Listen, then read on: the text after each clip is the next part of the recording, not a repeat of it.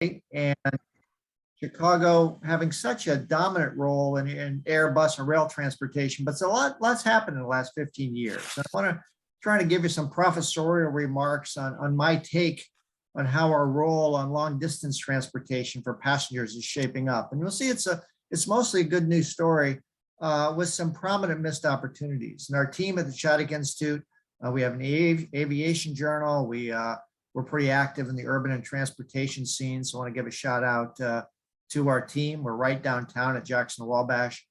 And we publish 3 or 4 major studies a year.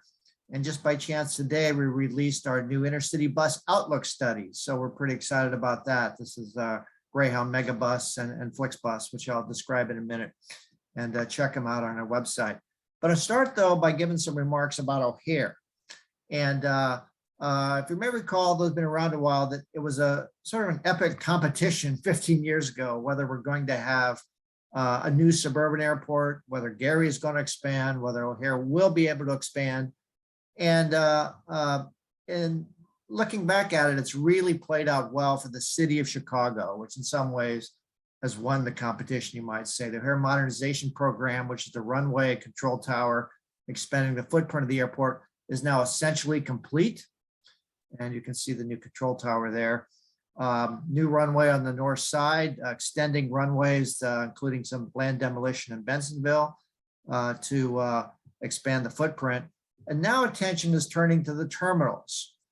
And O'Hare has lost ground to some of the airports around the country. It's no longer the world's largest. Atlanta's ahead of us. We topped Atlanta during the pandemic. But Atlanta has just a bigger capacity than O'Hare. But O'Hare stands out as the only airport in the world that has 2 major hubs of global carriers side by side at the same airport, and that's American and United. And there's no sign of that tipping, you might say, that both are committed to the airport. And so you look around the world, Heathrow, Charles de Gaulle, DFW, they have 1 major hub operator. O'Hare has 2, so that expansion is really critical. I took this picture actually on the 50th anniversary week of the Terminal 2 at O'Hare. And this was 5 or so years ago. And right now, attention at O'Hare is turned to O'Hare 21, which is the modernization of the terminals. And the city is embarking on this and has, I think, good momentum with the $8.5 billion project that's trying to bring the airport up to sort of global standards in terms of concessions and amenities, roominess at the gates, and of course, a lot more gates, about 25%. And city seems to have good timing in the sense that the OMP modernization of runways happened after the Great Recession. Now, during the pandemic, construction costs have been pretty much, it looks like, coming out in line. So that is moving ahead full speed. I'll describe some missed opportunities in a few minutes. And the United Terminal, which is showpieces at the airport, is showing some signs of age as well. So United is very interested in having part of its operation in the new Terminal 2 and the International Terminal, which has got some new gates. So Southwest just expanded at O'Hare, and their terminals, they're using the International Terminal. So we can see O'Hare splitting from the seams, but the city, I think, is sort of adeptly managed this. Midway, the situation is trickier because Midway has the 1 square mile footprint. And there is no realistic discussion about expanding the footprint of Midway. It seems to be politically a landmine, even to suggest pushing out the runways to allow larger jets. You can't get big wide bodies in there. And it's hemmed in by some pretty tough development. And this has really bought the city time and able to expand O'Hare at a more leisurely pace than might be possible, because I'm old enough to remember when Midway was effectively a ghost town in the late 70s. And since then, of course, has had a major rebound, first with Midway, now with Southwest. So the city is, after putting in a new terminal about 15 years ago, has now embarked on some pretty major improvements that will give the airport additional capacity. The biggest thing, if you've been down there, is, and we see my cursor, but the land bridge over the Cicero Avenue has been dramatically widened to allow for more airport security pass-throughs, a better flow of traffic. They're finding ways to squeeze some additional gates at the airport. And they've postponed for the moment the plan to expand the parking garage, but there's some work going to be done on the terminal side as well. And so you can see Midway is remarkable, and that we're the only city in the country besides Houston where we have two major airports that are both controlled by the city government, the central city, not by a regional or county authority. And it's made the city, in effect, a powerhouse on the aviation scene. I think it's managed it very adeptly. Now, with Spirit and Frontier merging, there is a sense that Spirit is going to become a bigger player, Spirit Frontier, at Midway to sort of break the Southwest dominance at Midway. So the airport situation in Chicago is pretty favorable right now, with three big hub operators, all that seem committed. And of course, the proximity of Midway to Chicago's downtown has made other airlines interested in going there, but the gate situation is difficult. So I want to just say a few words about sort of the contenders to O'Hare. And the first is Chicago Rockford, which if you've ever been out there, it's I describe it as a hot and cold situation. But I went there, a number of times. The last time I was there, the place was packed, just people everywhere. And I took a drive around and came back, and it was empty. And I realized, when flights come in, it's a hotbed. Then you have a few hours of quiet, and the next flight comes in. But you do have a number of specialty airlines flying out of there, such as Allegiant, that have given Chicago Rockford Airport, they put Chicago first in their name, which is somewhat of a stretch, since it's a good 60 miles northwest of O'Hare. But it hasn't taken off, so to speak, as a major reliever for Chicago. And if anything, the cargo side of Rockford has been much more successful, you might say.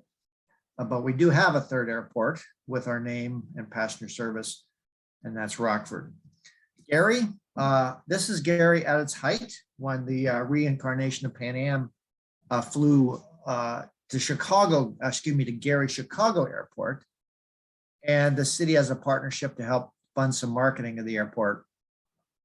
And but the last passenger flight has been without passenger service for the last 7 or 8 years.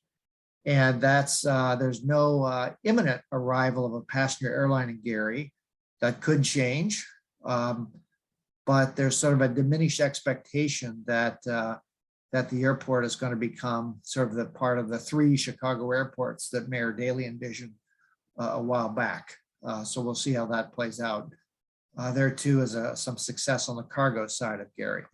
So I think in our airport picture, it's a favorable situation, with possibly the caveat that people living south and east of the city, particularly Northwest Indiana, south suburbs, have kind of a long drive to the airports. And a lot of cities like Los Angeles, New York, have a bigger spectrum of airports. That said, O'Hare and Midway, the city has played its card really well to boost traffic there. And we'll see now that the pandemic recovery happens, how quickly the O'Hare modernization occurs. Now, I think the grades for Illinois, if you were to sort of critique, would be quite good for Union Station as well, with the caveat that the development of our region's rail passenger system, has been stymied with some setbacks. And the city and Amtrak deserve high marks for Union Station itself. Here's a picture of it in the late 60s, when they still had the 4 big railroads that ran out of there pre-Amtrak, which I remember as a kid.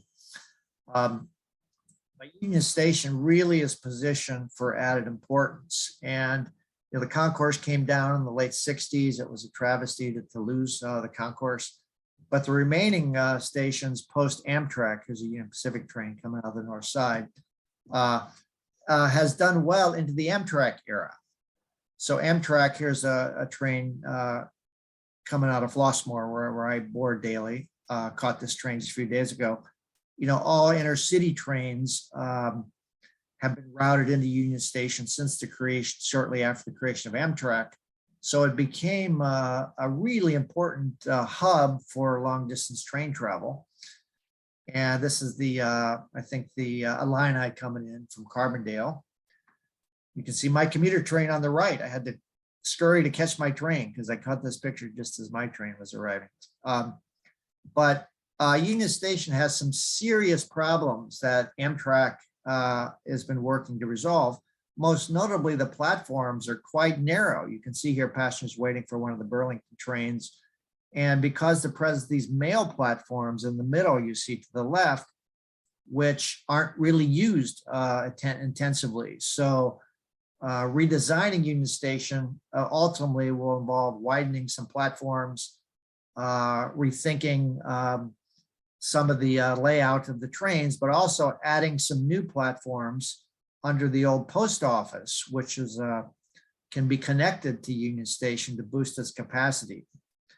You can see here the mail platforms. So Union Station as a physical property is being dramatically improved, being embedded by this new Bank of America tower that's going up on the old south concourse, the south above the south platforms. And if you've been in Union Station lately, you'll see the Great Hall has been meticulously restored. So the physical plan of Union Station is dramatically improving. I think what's been more frustrating is the slow pace that we're facing in getting truly reliable, higher speed trains out of our city. And the Chicago-St. Louis project is sort of a poster child of frustration, as I'm sure Daniel knows all about, is the equipment that Amtrak was procuring didn't meet specifications, so they're going back to the drawing board, and then that soon we'll have new equipment. Frustrations with on-time performance. And I can just say in the last 2 months with the Biden bipartisan infrastructure bill, there's a lot of optimism about what lies ahead to finally solve some of the congestion problems and move to truly higher speed service of 110 miles per hour on the St. Louis line, additional trackage at that speed on the Michigan line to Detroit, and adding more service on the Milwaukee line, which now has 7 trains a day. So the stage is set for some exciting things. But those of us that's been watching this, will celebrate when we can break through some of these barriers, particularly with the freight congestion that Amtrak trains are facing on some of the routes. So Chicago-St. Louis, I think, is finally nearing the point where we're going to see a modern, more reliable system when the new equipment arrives. But boy, it's been a long wait. So one thing that I've been working with the High Speed Rail Alliance is their interest in really pushing the role of Union Station. And one way to do that is a project called Crossrail, which would connect the Metro Electric, which is the commuter train I showed you. The Amtrak train actually was running parallel to that on the south side, way at the south end of this map, where the trains would connect from the Metro Electric former Illinois Central line over to Union Station and then run out toward O'Hare. And the idea is to create a super railroad that trains from lots of different routes could efficiently get in and out of Union Station in the city and allow for crosstown travel without these cumbersome connections we face now, which is walking across the loop, buying separate tickets, time-consuming transfers. And the thinking is this could serve lots of purposes. You could route the Milwaukee trains via O'Hare without much loss of time. You could get trains out of the city faster with less freight interference, and also give what most global cities have, and that's a really efficient downtown to O'Hare airport commuter service. So you look at, in the US here, you look at Toronto and also Fort Worth has created a system, but in Europe, almost all the big cities have efficient downtown to airport trains every 20, 30 minutes that are highly designed for passengers who don't want to suffer through the congestion of taking a cab to the airport. Toronto is a great example. So Chicago, the sense is, could really benefit from this kind of airport connection. Of course, post-pandemic, we're waiting to see how the travel world evolves. But this would serve to sort of bind together the Union Station project and Amtrak with O'Hare. And so there's some interest among public entities to support this. And so check out the High Speed Rail Alliance's webpage, because it's one of their major goals. So I want to now switch to talk about intercity buses. And this tends to get overlooked because it's a sector that's maybe receding from people's daily lives. And I grew up often on intercity buses, and I can tell you that watching the system evolve has been pretty exciting in the last few years. At the same time, Chicago's accommodation for any city bus traveler, if you would give our airports a high grade, our rail sort of a good grade, with the frustrations I mentioned with new service rollouts, intercity buses, we probably would give a poorer grade because of the sort of afterthought that intercity buses have in transportation planning. So I don't know if anybody here on the call remembers this place.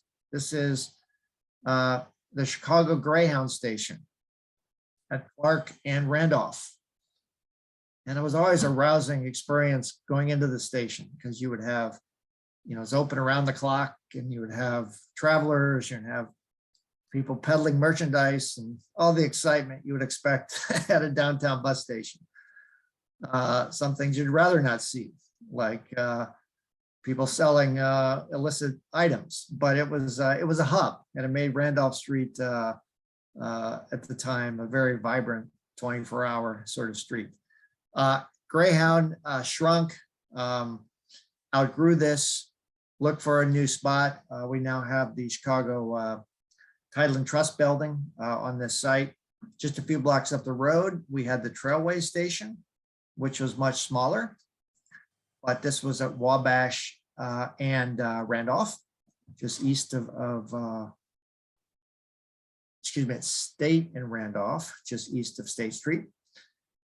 And Trailways was acquired, Continental Trailways, by Greyhound. I believe it was 87. And a few years later, the station closed, buses were consolidated into the Greyhound station, and then Greyhound looked for new property. And thankfully, they did move initially to, I think it was Wicker Park. They were looking at the station away from downtown.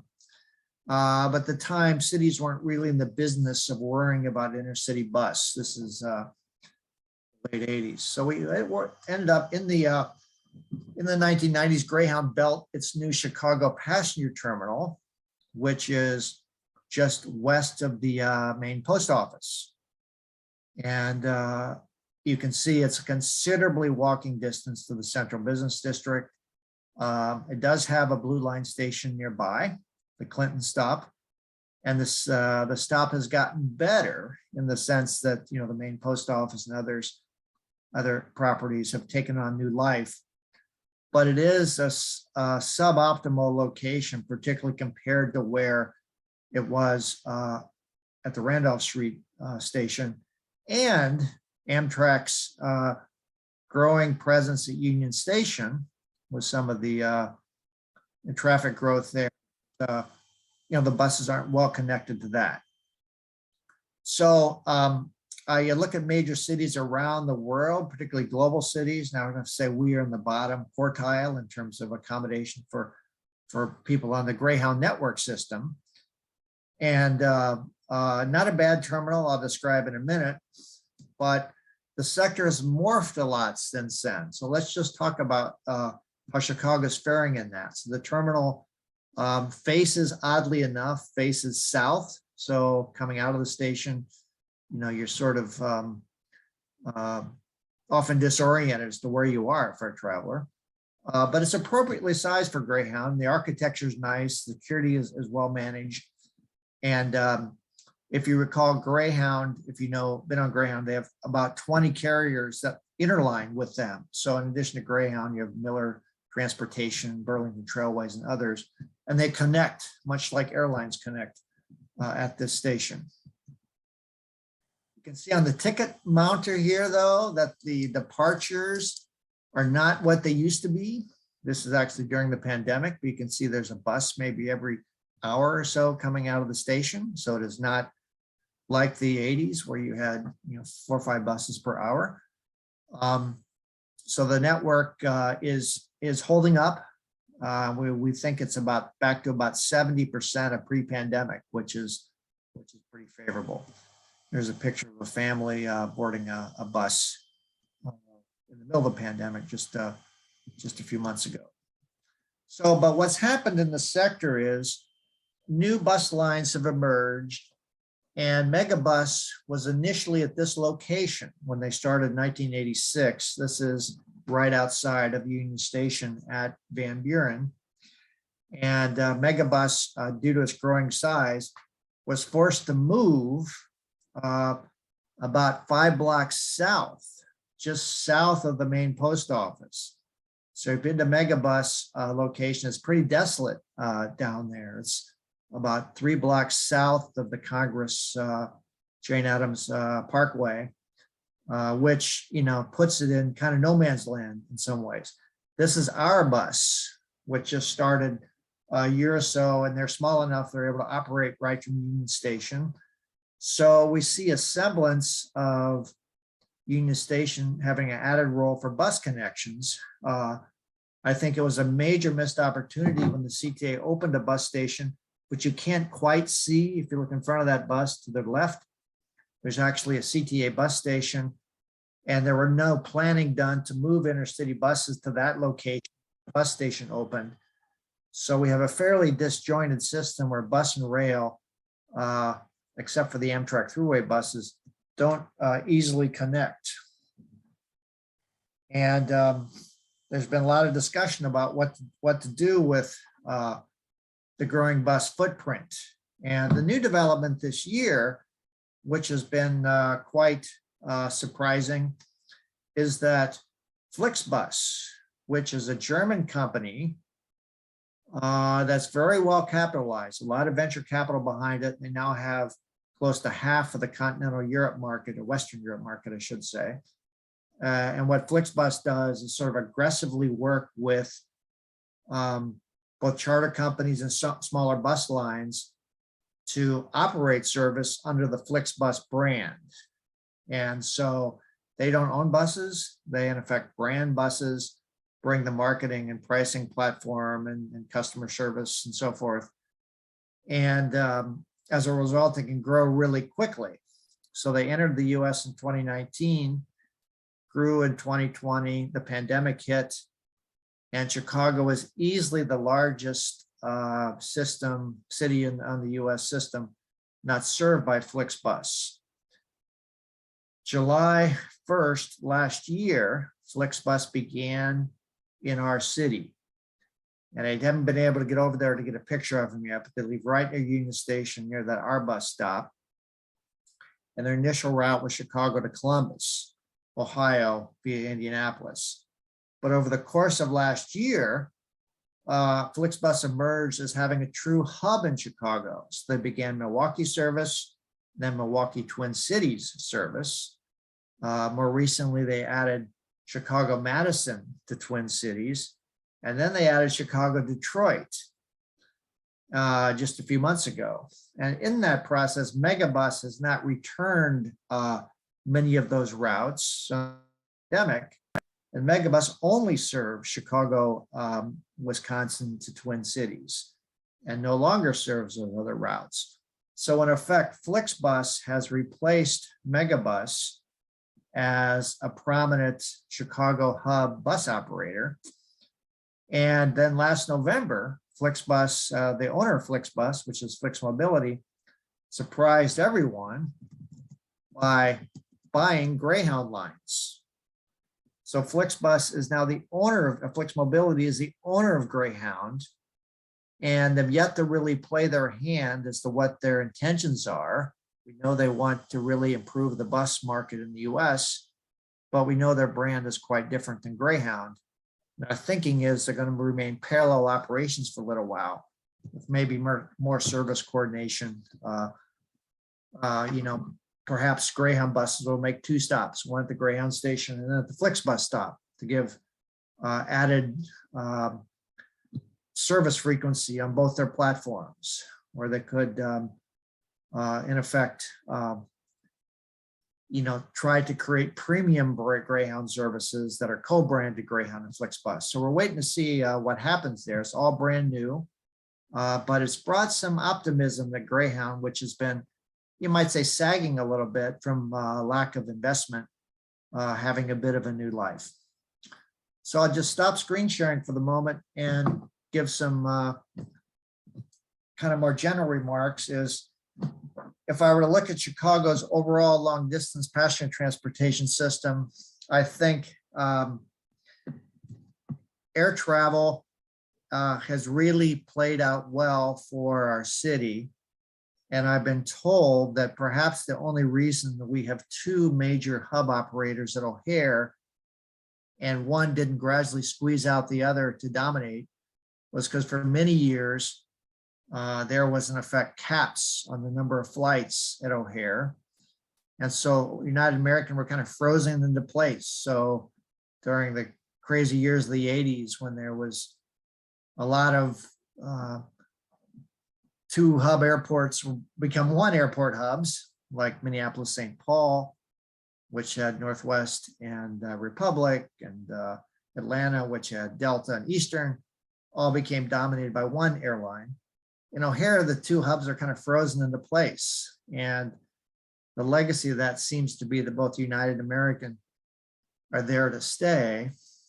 And that's really been a blessing for our transportation role. And I think recently we've had, I think the 2010s were frustrating on international flights from O'Hare, but that really started to change pre-pandemic when a lot of new international services came into being. Midway,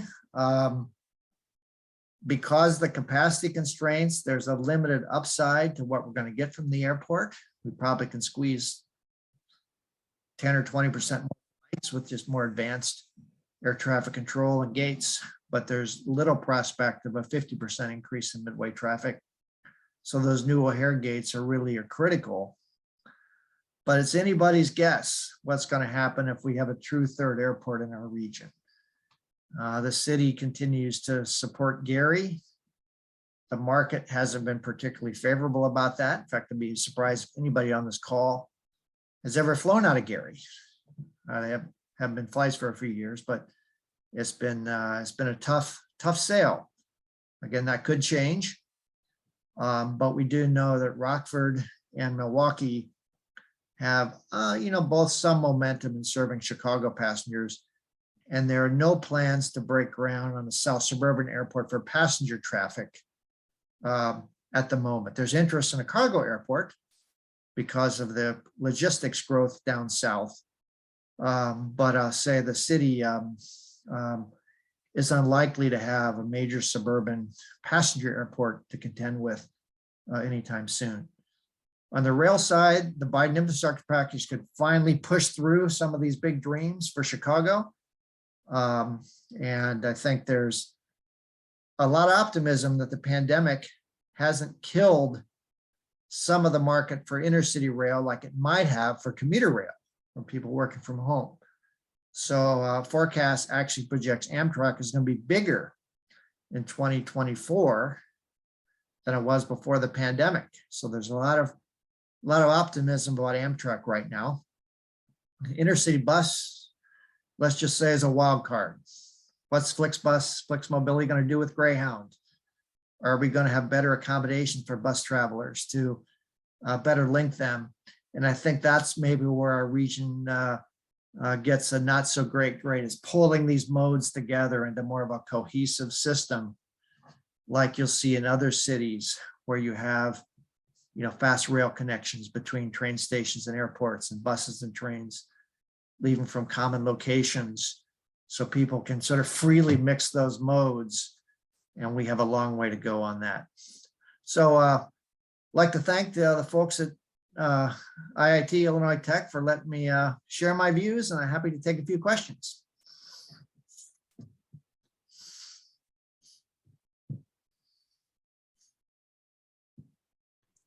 I was muted there for a little bit, which was probably just as well because I had my mouth full of a bite of food here. Now, thank you for that, Joe. I think I'm going to pitch a couple of questions first and then open it to the floor. I think the first one I want to just pitch is, what are we in line for from Biden's infrastructure plans, and in particular in view of Governor Pritzker still pushing highway projects quite aggressively? Yeah.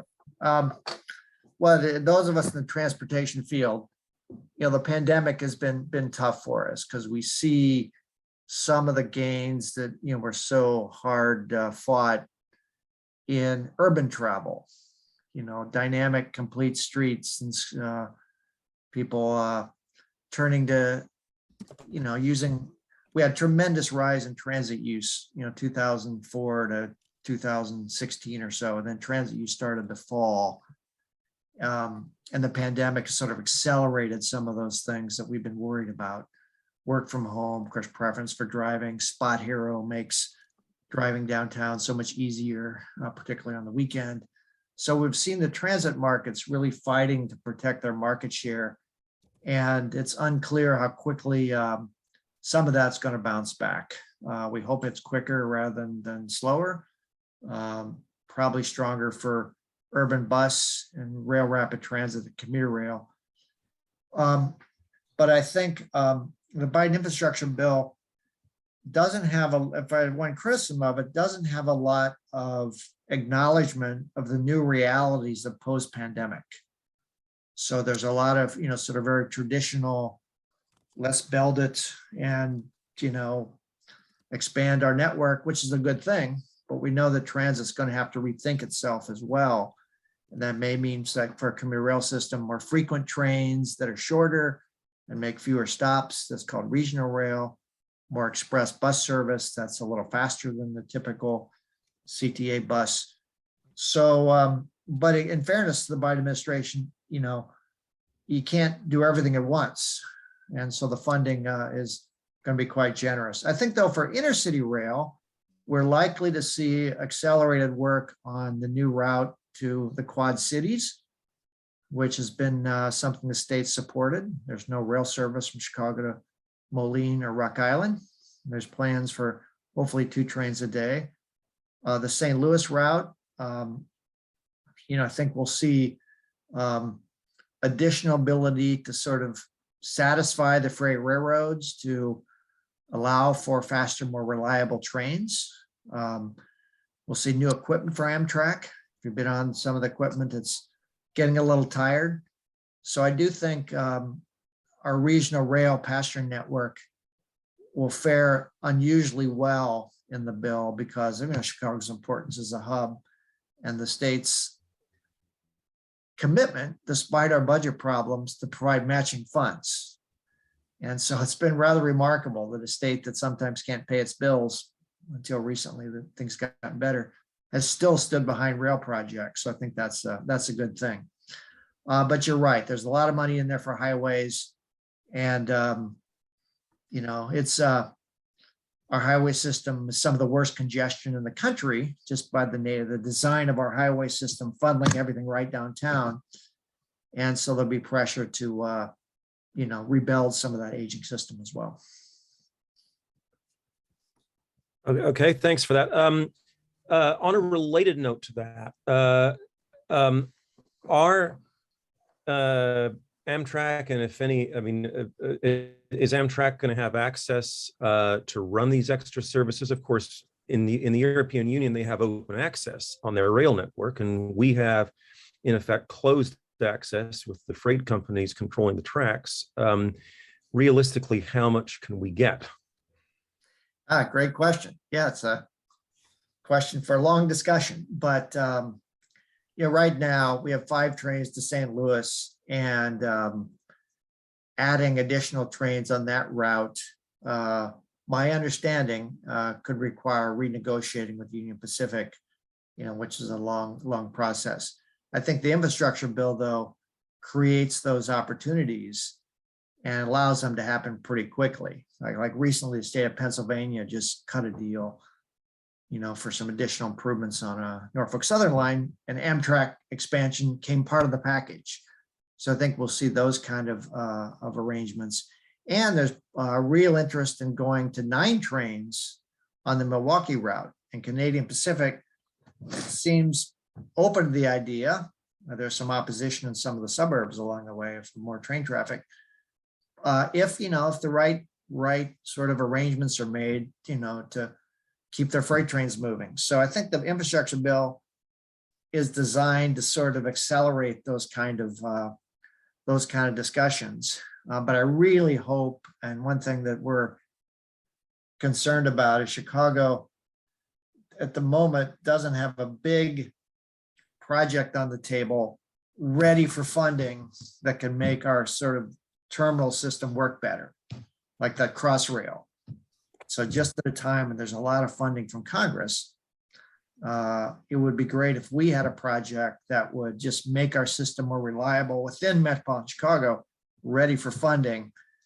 And let's hope we don't miss the opportunity, because most of the Biden bipartisan infrastructure bill isn't earmarked. It's a big pot of funding that's waiting to go out, and our region should be ready. All right. I'd like to open it to the floor at this time. Anybody with questions is more than welcome to pitch some questions for Joe here.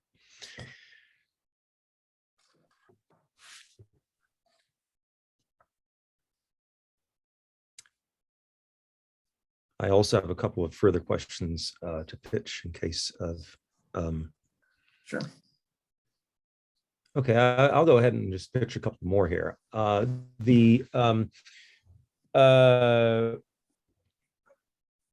do you think needs to be done to make different surface transportation providers? And I'm thinking the CTA with the City of Chicago, PACE, Metra, Amtrak, intercity bus providers. What do you need? What do we need to do to make them work better together? Well, these are great questions.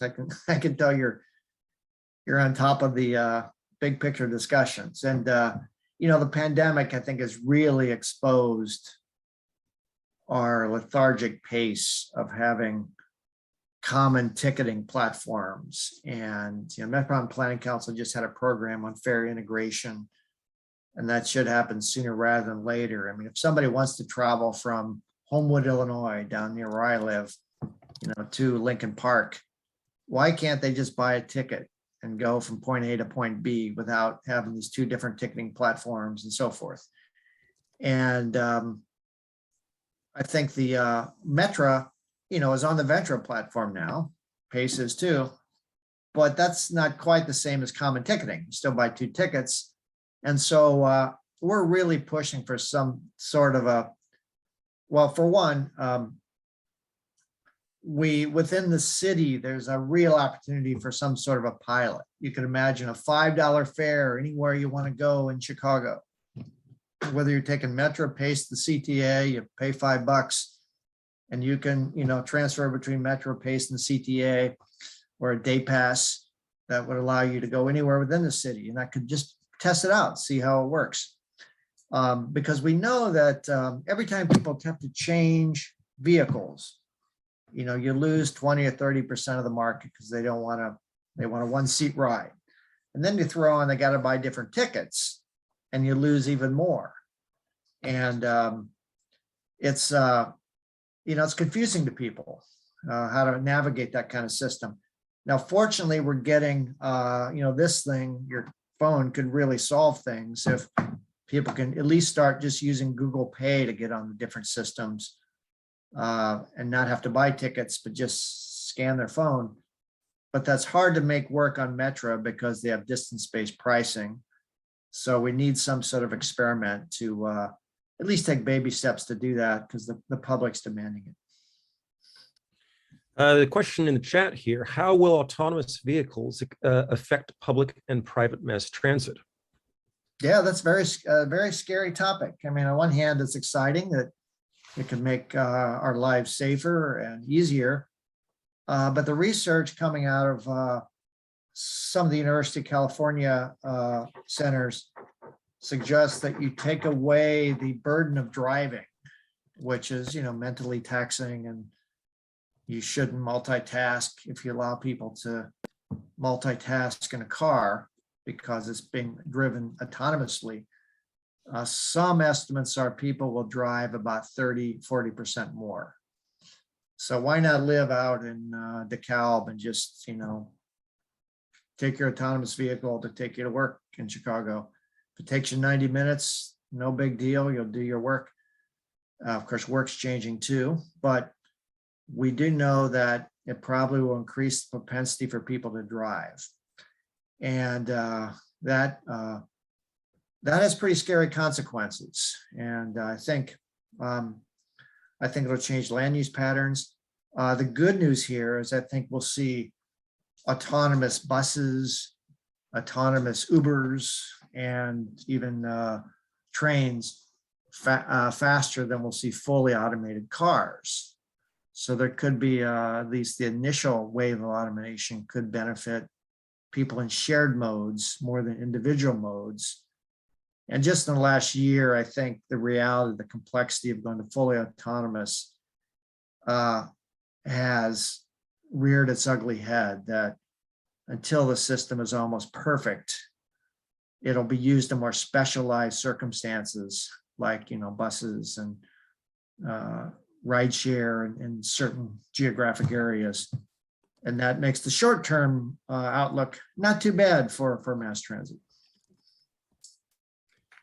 To follow up on a comment you made a little bit ago, right now we have this fare discount pilot that's being funded by the Cook County Board on Metro's two primary south suburban routes, Metro Electric and the Rock Island District, which is basically at a cost of $10 million a year for 3 years, a half fare on both of those systems. Of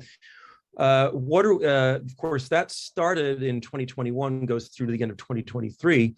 How is that working out? Any signs of how that is working out, and how is it perhaps going to fit into further changes? And also, the city of Chicago's refusal to join with other entities in supporting that. How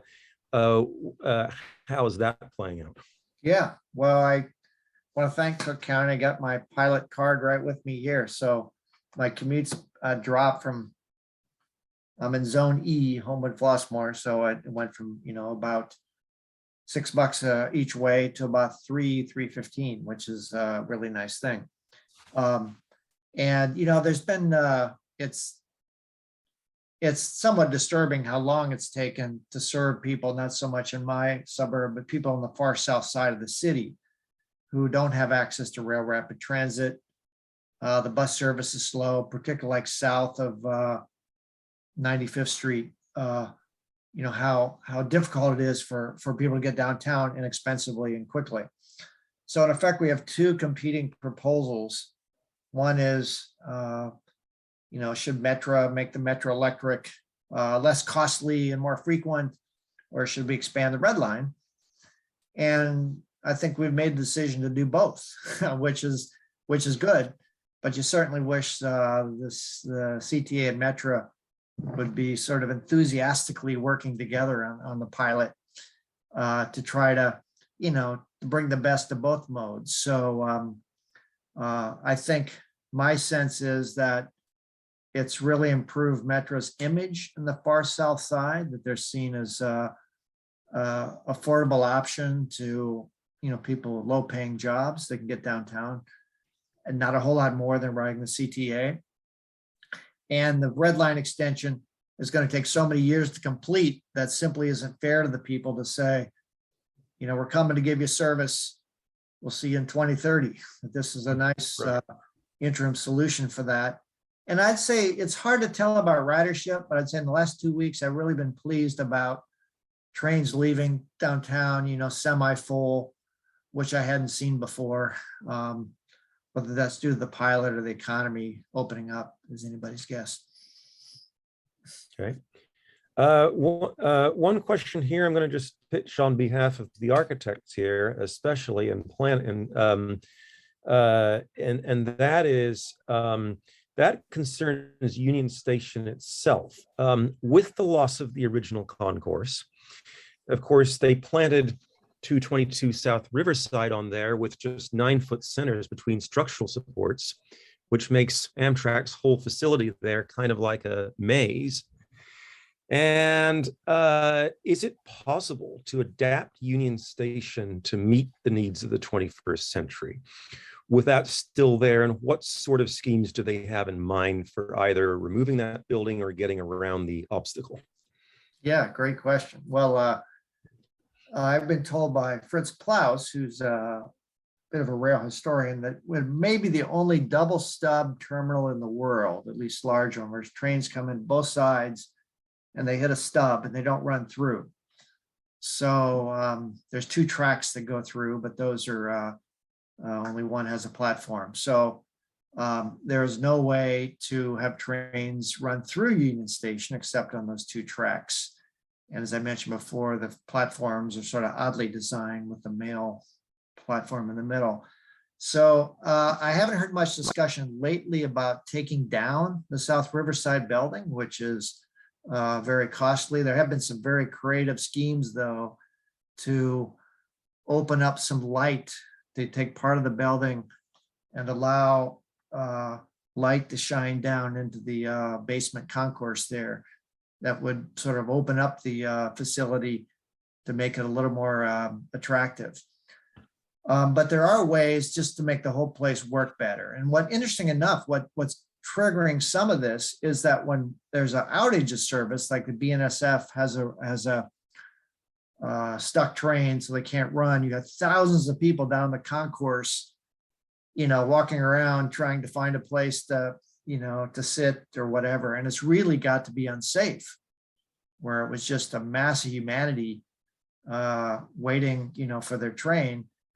And so it's, of course, pandemic, that's not a big an issue now, but the status quo is not acceptable. We had to do something to improve the concourse. So the latest plan really is to get as many people out of the Great Hall as you can, get Amtrak people waiting out there, make the Great Hall attractive so people have half hour for their train. They're out in the Great Hall, put concessions out there, have amenities, and that's taken shape pretty well. But then you also can expand the station by putting new platforms under the main post office. And you could have those trains stop there, have underground moving walkways for people to get out there. And then those trains could run through Union Station. So like that crosstail project I described, theoretically, you could stop under the main post office and then have the train proceed north through the station to O'Hare. And that would just open up all kinds of possibilities where we could solve this problem of these 2 stubs and trains not being able to run through. All right. So I got 2 more questions here. One in the chat from Kevin Simt on our faculty. In terms of expanding transit capacity, adding rails and expanding runways, are there patterns that explain when neighborhoods, and I'm just thinking in here in particular of NIMBY type activists within neighborhoods, get the upper hand over the city in terms of blocking these projects versus when the city gets the upper hand over Yeah. possibly disgruntled neighborhoods. Yeah, well, that of course plays out with O'Hare Noise quite a bit. So that's where it's really become quite political, and the city's made some changes, and for a while was rotating flights and things. So that was just a temporary solution. No, but it's a really good point. I mean, a good example is the Milwaukee Amtrak service, where residents in Glenview and other suburbs, are tired of grade crossing delays, just the seemingly endless procession of trains and the vibration and so forth, and aren't too happy with the idea of adding tracks where trains could dwell while other trains pass by. And so that's created a whole political football, you might say, where Wisconsin and Illinois are not on the same page with that because of some of the opposition. It also plays out, I think, quite a bit in the red line extension. I haven't heard any real strongly organized opposition, but the red line north, the red purple modernization, the city's had to adeptly manage that. But Kevin's question is a really good one, because it's not like the old days where if the planners say this is the best route, you condemn property and move ahead. We saw there were huge inequities with building interstate highways. We can't make that same mistake again and let marginalized neighborhoods get the worst of it. So that's why some of these projects take so long. And then a question from Hao Hong. Hao, go ahead. Thanks, John, for interesting talk. So my question is, in terms of efficiency and the efficacy, how did you see among all the strategies you mentioned for different transportation modes, how did you see which one has the most benefits in terms of efficiency and the efficacy? Yeah, I think we know. I'm going to pivot on that question and just say, when we look at efficiency and you factor in the social cost of air travel with the environmental pollutants from going by air, we do know that bus and rail, having real advantages of fewer emissions, are going to be positioned well in in the climate change focused America. I think, but talking about efficiency in general, I think that's one really good thing about Chicago's airports is I don't think the aldermanic politics that caused so much chaos in much of our city has affected the management of O'Hare and Midway, which seem to be so important to the city's finances that they're run like a business, if you will, and get pretty high marks as places where the city is responsive and improving efficiency to help the airlines. And that's been good to see, because we all know what the politics of the city can be like when you see that with everything from the school district to some of the other city services, where efficiency can suffer when all parties aren't on the same page. Well, thank you for that question. And Daniel, thank you for me to come. Delightful topic for me. I don't usually get to speak on this particular aspect of transportation. All right. Thank you very much, Joe. This has been most informative and very much appreciated. I would like to just round out with one final closing question here before we finish, and that is, does the current standing of Chicago's economy and public finances, does that potentially threaten some of the city's role in transportation? Or is the city making it a sufficient priority to get through? Yeah, that's a great question. I think on the airport side, not much issue there, because the airports primarily are funded by user fees and lots of federal funding. So I don't imply airports are, subsidy free, but it's there's a clear cash generation ability to sort of leverage those federal funds without the city providing matches. On the rail side, I think the Biden infrastructure bill is going to require lots of match. And that's going to test our state because you have other states that certainly are in a better position to do that. Governor Pritzker has been quite supportive, but we know his infrastructure bill from a number of years ago hasn't played out like many people hope on the rail side because some of that funding has yet to be provided. And certainly the city, though, it's not a scary, maybe too strong of a word, but we're operating from a position of weakness right now with so much concern about public safety, about education, about quality services to marginalized groups that transportation needs to stay on top of the mayor's agenda, and that's been tough for the last couple of years. All right.